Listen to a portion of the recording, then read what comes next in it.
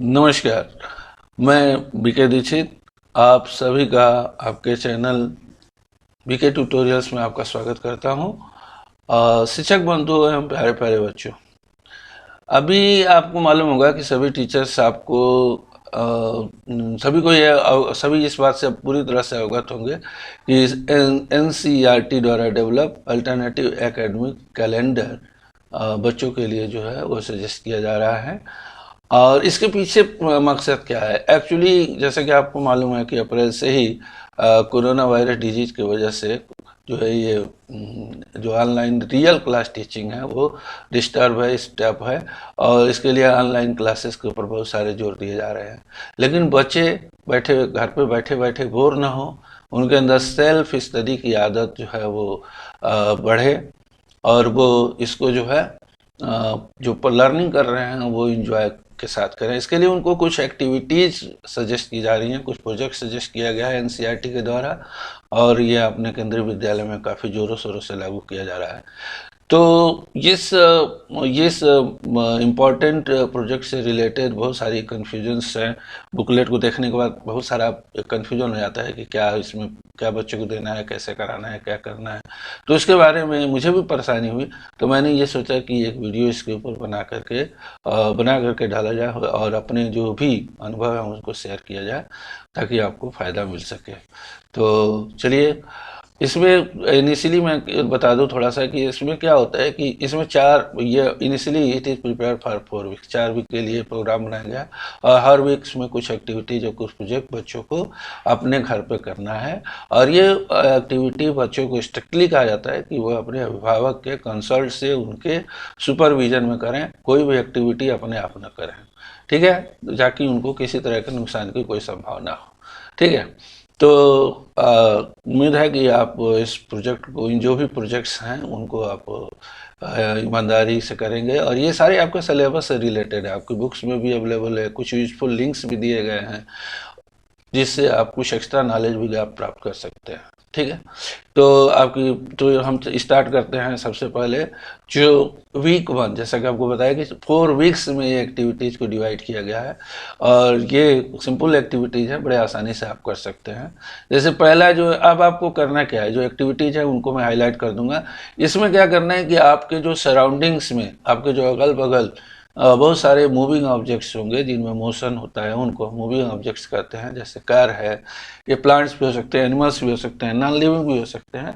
आपको उनके अंदर मोशंस को स्टडी करना है, और उनको क्या करना है, पहले तो आपको कलेक्ट करना है नॉलेज की कितनी ऑब्जेक्ट्स हैं जो मूव करते हैं।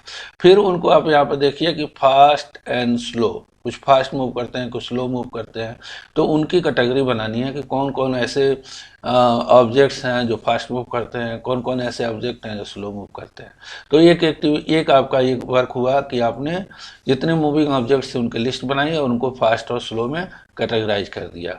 फिर आप ये देखेंगे कि आपने फास्ट किन ऑब्जेक्ट को फास्ट में रखा है और क्यों रखा है। स्लो जो मूवमेंट करने वाले हैं, स्लो वाले में आपने किसको रखा है, तो इसका क्या आपका आधार है। फिर आपने जितने ऑब्जेक्ट्स को स्लो या फास्ट वाले कैटेगरी में रखा है उनके पिक्चर या डायग्राम्स आपको बना करके उनको डेकोरेट करना है। डेकोरेट करने के पीछे पर्पज़ है कि आर्ट इंटीग्रेटेड लर्निंग हो, आपकी जो आर्टिस्टिक जो नेचर है या आपका इंटरेस्ट है वो भी में दिखे। आप इसके लिए एक यूजफुल लिंक्स है, उसके आप यूज कर सकते हैं। इसके बाद से बड़ा इंटरेस्टिंग एक एक्टिविटी यहाँ पर मुझे देखने को मिल रहा है, इसको आप ज़रूर करें। इसमें करना है कि आप जानते हैं कि जो टाइम मेजरिंग डिवाइस है, जैसे क्लॉक है, आपका रिस्ट वॉच है या मोबाइल है, सबके घरों में अवेलेबल होता है। आपको क्या करना है, ये जो एक्टिविटीज़ है ना, इनके टाइम आपको नोट करना है। जैसे कुकिंग ऑफ राइस, अब जैसे मम्मी आपकी खाना बनाने के लिए चावल जैसे ही कुकर में रखा, आपने टाइम नोट कर लिया, खाना बन गया, मम्मी ने जैसे उसको स्विच ऑफ किया वो टाइम नोट कर लिया। तो आपको नोट करना है कि कुकिंग ऑफ राइस में कितना टाइम लग रहा है, कुकिंग ऑफ पल्स में कितना टाइम लग रहा है, इसके अलावा आपके घर में अलग अलग साइज के बकेट होंगे। आप एक बकेट में आपने टैप वाटर खोला, फुल खोल दिया, आप देखिए कितनी देर में ये भर रहा है। जब नहाने जा रहे हैं तो ये एक्टिविटी कर सकते हैं, आप टाइम नोट कर सकते हैं। इसी तरह से टाइम टेकन टू फैन, जैसे सीलिंग फैन हो या टेबल फैन है, आप दोनों फैन के ऊपर एक्टिविटी कर सकते हैं। आप फैन को स्विच ऑफ कर दीजिए, उसके बाद भी आप देखते हैं कि फैन जो है रोटेट करता रहता है। तो आपको देखना है कि फैन के स्विच ऑफ करने के कितने देर बाद आपका फैन जो है वो स्टॉप होता है। तो आपको इस तरीके से जो है how to use time measuring device जो है उस ये आपको पता चल जाएगा। ठीक है, इसके बाद से जो है तो ये एक एक्टिविटी और है कि आप हाफ लीटर या 1 लीटर मिल्क और वाटर को बॉयल करके उनके टाइम को भी नोट कर सकते हैं, और इसके ऊपर आप अपने पेरेंट्स से डिस्कस कर सकते हैं, टीचर से डिस्कस कर सकते हैं, अपने साथियों के साथ भी डिस्कस कर सकते हैं। ठीक है, तो ये आपकी एक्टिविटी कॉपी में ये सारी चीज़ें आप उसी को ऑब्जर्वेशंस को नोट कर लेंगे। इसके बाद से सेकेंड वीक में देखिए, सेकेंड वीक में मेक और सनडायल, देखिए इसका डिटेल आपके बुक में दिया हुआ है, इंटरनेट में भी अवेलेबल है, कैसे सनडायल बनाएं ये आप बना सकते हैं। दूसरा जो बड़ा सिंपल सा है, मेक ए सिंपल पेंडुलम। आपको पेंडुलम कैसे बनाएंगे, आप एक थ्रेड ले लीजिए और थ्रेड के एक नीचे साइड में कोई सॉलिड चीज़ है, आप उसको बॉब जो होता है ना, ब्रॉस बॉब होता है, उसको आप लटका दीजिए, तो आपका पेंडुलम बन गया।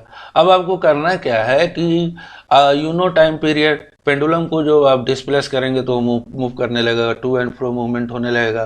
तो आपको क्या करना है कि उसके टाइम पीरियड को निकालना है, यानी एक कंप्लीट जो मूवमेंट होगा, मतलब मीन पॉइंट से एक तरफ, फिर दूसरे मीन पॉइंट, फिर दूसरी तरफ, फिर मीन पॉइंट पर आने का जो जितना टाइम लगेगा उसको आपको नोट करना है। फिर आप क्या करोगे, फिर धागे की लंबाई को बढ़ा के आप इस तरीके का ऑब्जर्वेशन ले सकते हो कि धागा छोटा है तो टाइम पीरियड कम है कि ज़्यादा है, धागा बड़ा है तो टाइम पीरियड कम है या ज़्यादा है। तो इस तरीके के जो भी ऑब्जर्वेशंस होंगे उनको आप अपनी कॉपी के ऊपर रिकॉर्ड करके अपने फ्रेंड, एल्डर्स और टीचर्स के साथ इसको डिस्कस कर सकते हैं। ठीक है, और जैसा कि मैं पहले ही बताया कि इसमें कॉशन है कि perform all the activities under the guidance of your elders या अभिभावक जो भी हो। लिंक यहाँ पे दिया हुआ है, आप इसके बारे में और जानकारी जो है इस लिंक को ओपन करके प्राप्त कर सकते हैं। और इसके बाद से आप देखिए, इसी लिंक को जब आप ओपन करेंगे तो कुछ ग्राफ्स मिलेंगे, डिफरेंट टाइप्स आपके ग्राफ्स और उनके नेचर दिए गए हैं।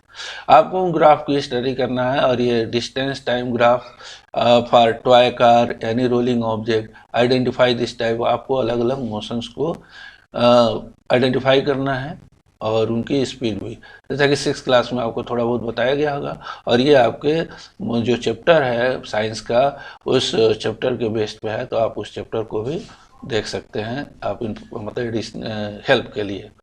चलिए नेक्स्ट देखते हैं वीक 3 में क्या है। वीक 3 में अब इलेक्ट्रिकल यहाँ पर एक्सपेरिमेंट है, इलेक्ट्रिसिटी का आपके चैप्टर, आपकी बुक में एक चैप्टर है, तो उसी पर ये एक्सपेरिमेंट है कि identify electric components used in house.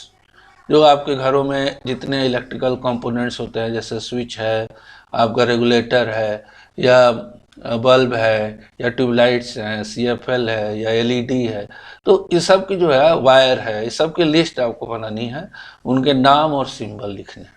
Symbols book में दिया है, नई बुक में दिया हो तो आप नेट से देख सकते हैं, टीचर से पूछ सकते हैं, यहाँ पर लिंक भी दिए गए हैं। ठीक है, इसके बाद इस लिंक को ओपन करेंगे तो एक वीडियो खुलेगा, और उस वीडियो में उसमें आप अपने फैमिली मेम्बर के साथ उसको प्ले भी कर सकते हैं, and play with your family member. यहाँ लिंक जो दिए हैं ये आपकी हेल्प के लिए है। यहाँ पर एक जो नोट जो दिया गया है वो इसमें ये बताया गया कि आप एनर्जी सोर्स के लिए, यानी इलेक्ट्रिक सोर्स के लिए जनरेटर या जो आपके घरों में स्विच पॉइंट हैं जो, वो उनका कतई यूज न करें, क्योंकि उससे रिस्क है। उसमें आप सेल का यूज़ कर सकते हैं। ठीक है, सेल को जोड़ के, या मार्केट में बैटरी भी होती हैं, बैटरी भी आती हैं, उनका आप इसके लिए यूज़ कर सकते हैं। लेकिन ये तो मेरा भी सजेशन है कि जो घरों में बिजली सप्लाई होती है उस बिजली सप्लाई के यूज़ न करें, वो AC करंट होती हैं, आपके लिए खतरनाक हो सकती हैं। चलिए नेक्स्ट जो है, AC में कुछ और एक्टिविटीज़ हैं। इलेक्ट्रिक सर्किट बनाना है, यानी वायर को, सेल को और बल्ब को जोड़ दिया तो एक सर्किट बन जाएगा, उसमें स्विच डाल दीजिए। तो अलग अलग कंपोनेंट्स को जो है जोड़ना है आपको, और इसके लिए आपको chapter 14 of NCERT text book में दिया गया है, उसका आप मदद ले सकते हैं और फिर अपने दोस्त के साथ कनेक्ट करके आप उससे डिस्कस कर सकते हैं। ठीक है, इसके अलावा जो है ये अब यहाँ पर एक नई चीज़, यहाँ पर एक नोट में दिया गया है कि आजकल घरों में बल्ब्स के यूज कम हो रहा है। एलईडी आजकल ज़्यादा यूज हो रही हैं, एनर्जी कंजम्पशन कम होता है, इसलिए एलईडी का जो है यूज किया जाता है। तो आपको क्या करना है कि आप जो है एलईडी कम वाट की भी आती हैं तो उनका आप यूज कर सकते हैं।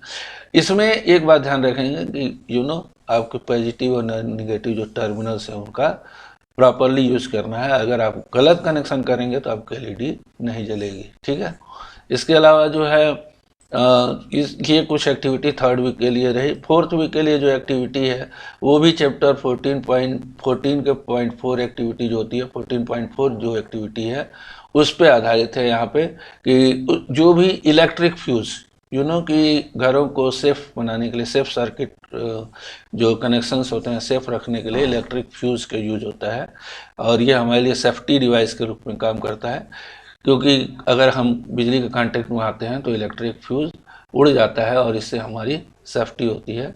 तो हमको समझना है कि ये फ्यूज़ क्या है, ये कैसे वर्क करता है, इसका इम्पोर्टेंस क्या है। ठीक है, और इसके ऊपर आप अपने फ्रेंड्स के साथ भी डिस्कस कर सकते हैं। इसी तरह एक और एक्टिविटी है 14.5, और इसको भी magnetic effect of electric current. कि जब इलेक्ट्रिक करंट फ्लो होती है तो मैग्नेटिक इफेक्ट प्रोड्यूस होता है। इसके लिए ओर्स्टेड का एक्सपेरिमेंट है, आप अपनी बुक में आप देख सकते हैं। तो जो भी यहाँ पर जो एक्टिविटीज़ दी गई हैं उनके यहाँ पर लिंक भी दिए गए हैं आपके यूज़ के लिए, आप उनका यूज़ कर सकते हैं। इसमें इंफॉर्मेशंस आपको मिल जाएंगी यहाँ पर जो है। तो आपको जो भी एक्सपेरिमेंट एक्टिविटी करनी है उनके ऑब्जर्वेशंस को जो है आपको कॉपी के ऊपर नोट कर लेना है और आपको देखना है आपने क्या फाइंड किया।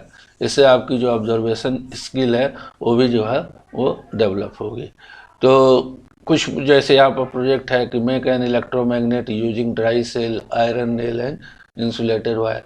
तो इसके बारे में उसके बाद जो क्वेश्चन यहाँ दिया है उनके आप आंसर जो है वो दे सकते हैं। यहाँ पे जो भी परमानेंट और आर्टिफिशियल मैग्नेट मतलब आर्टिफिशियल मैनमेड मैग्नेट के जो भी कैरेक्टरिस्टिक्स है जिनको हम लोग इलेक्ट्रोमैग्नेट कहते हैं, मैनमेड मैग्नेट को इलेक्ट्रोमैग्नेट कहते हैं, तो उनके बारे में डिफरेंस क्रिएट कर सकते हैं। यहाँ पर देखिए क्या किया कि यहाँ पर जो everyone is supposed to stay at home, therefore all the communication with friends and teachers should be done through call or chat. Learners may take, यानी students may take pictures or video of their circuit devices and can share with their friends and teachers. तो जो teachers respected teachers बंधु हैं उनके लिए यहाँ पर कुछ जो है वेबसाइट्स के नाम दिए गए हैं जिस पर वो अपने सजेशंस आप भेज सकते हैं। तो this is all about the alternate academic calendar of class 7। Thank you very much.